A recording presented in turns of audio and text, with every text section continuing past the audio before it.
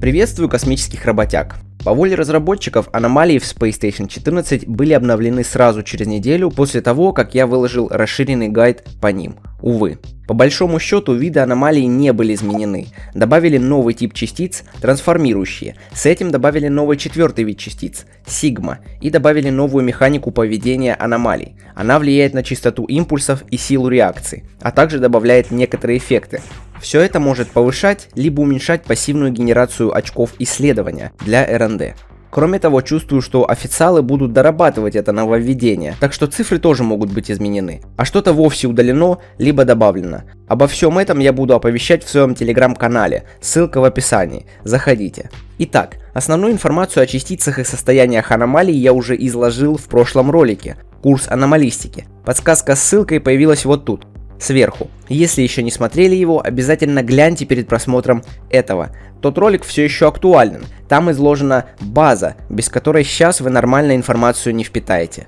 Как я и сказал в начале, в игру был добавлен новый тип частиц – сигма. Он имеет розовый цвет, и, кстати, с последним обновлением полет всех частиц стал значительно медленнее. Как по мне, это выглядит довольно странно.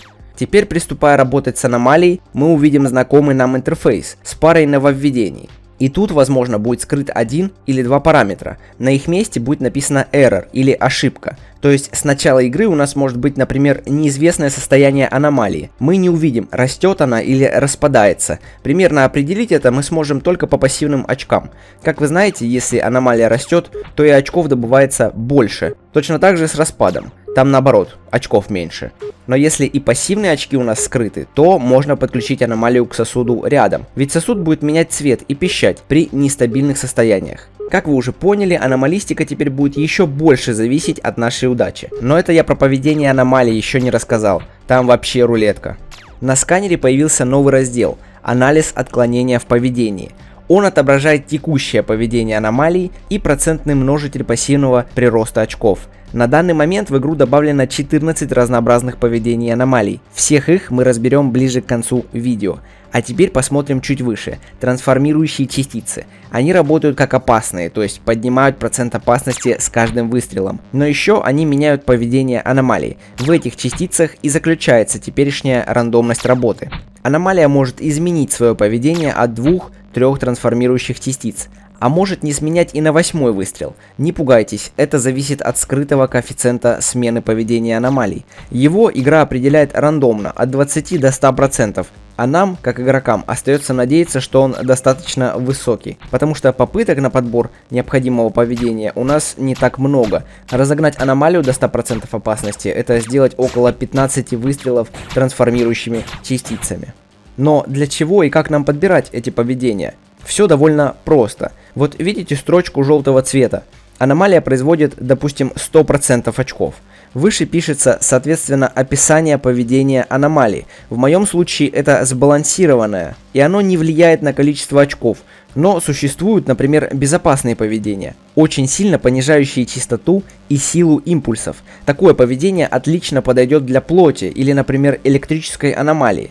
Но за это производить аномалия будет 5% очков от общего числа пассивной генерации. Это катастрофически мало, но в некоторых случаях это всяко лучше, чем просто убирать аномалию. Другой пример. Если вы сдерживаете, например, жидкостную аномалию в безлюдном месте, то вам не страшно будет подобрать поведение с усиленными или ускоренными импульсами, которые повысят производство очков до 190%. В комбинации с экспериментальным сосудом это почти в 4 раза больше обычного прироста очков исследования. В общем, суть в подборе плюс-минус, я надеюсь, вы уловили. Нам самое главное подстроиться под ситуацию и выбить необходимое поведение с помощью трансформирующих частиц. Процентный шанс на выпадение определенного поведения, как я понял, одинаковый у всех.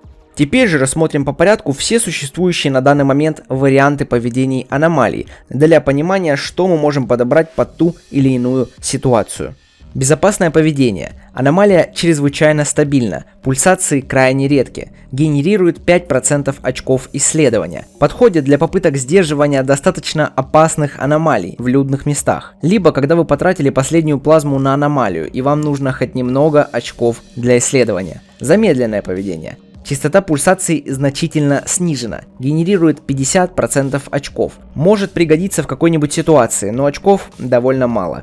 Слабое поведение. Мощность пульсаций значительно снижена, также генерирует 50% очков. Как и прошлое поведение, выбирается по ситуации, очков будет маловато. Сбалансированное поведение. Отклонений в поведении не обнаружено. Генерирует 100% очков, то бишь без изменений. Это стандартное состояние. Можете сдерживать так же, как держали аномалии до обновления. Усиленное поведение. Частота пульсаций значительно снижена, но их мощность увеличена. Генерирует 115% очков. Это бонусные 15% за некоторый риск. Используем по ситуации.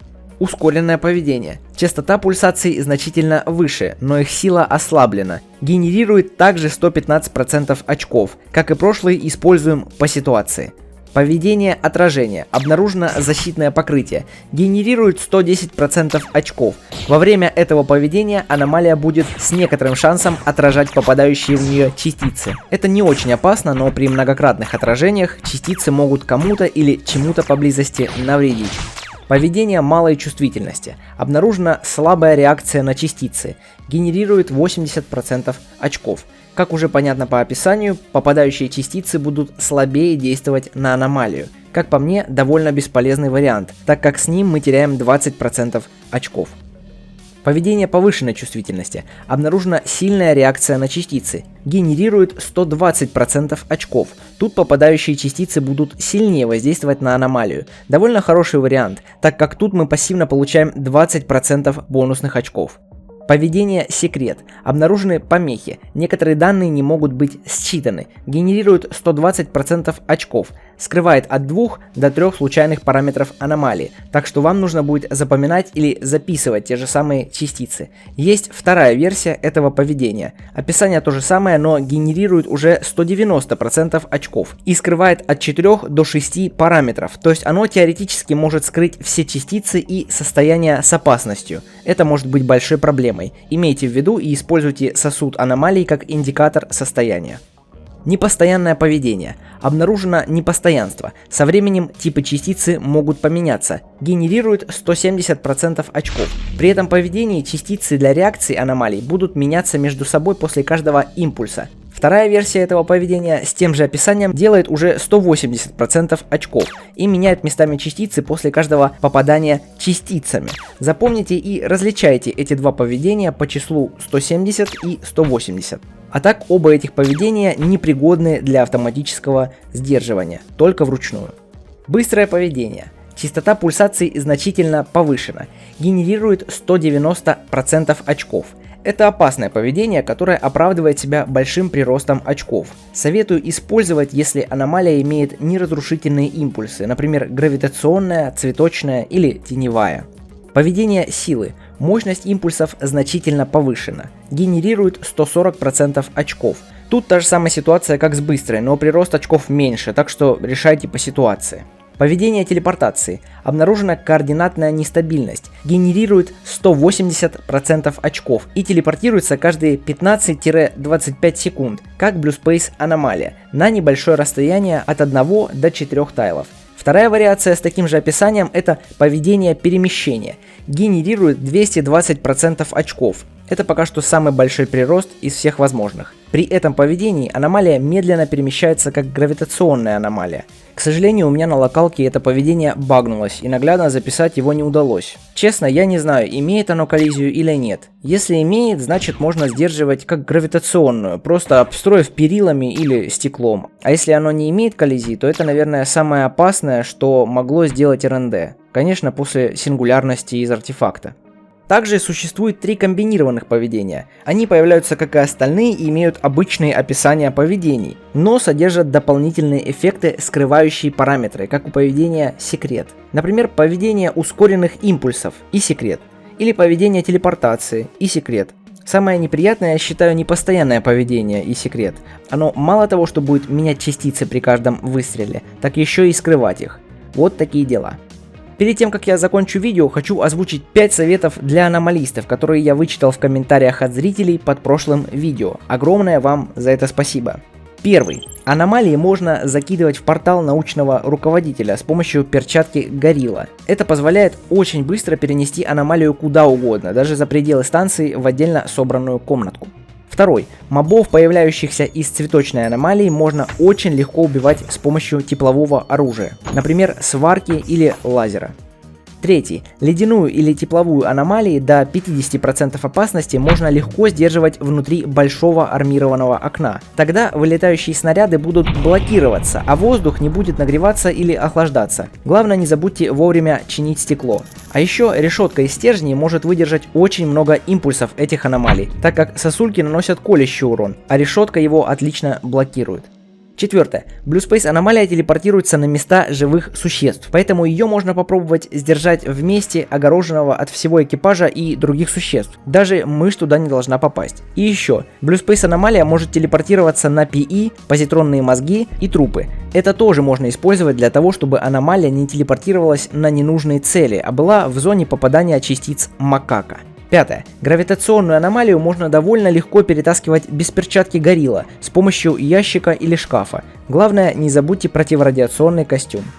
Как и всегда, я очень благодарен, что вы посмотрели это видео до конца. Если вам нравится контент, то подписывайтесь на мой канал. Я верю в то, что летом во время или после заморозки пула реквестов, о которой уведомляли официальные разработчики, будут поправлены и добавлены некоторые механики, в которых я вместе с вами буду разбираться. А пока не теряйте, заходите в мой телеграм-канал и ожидайте новых видео.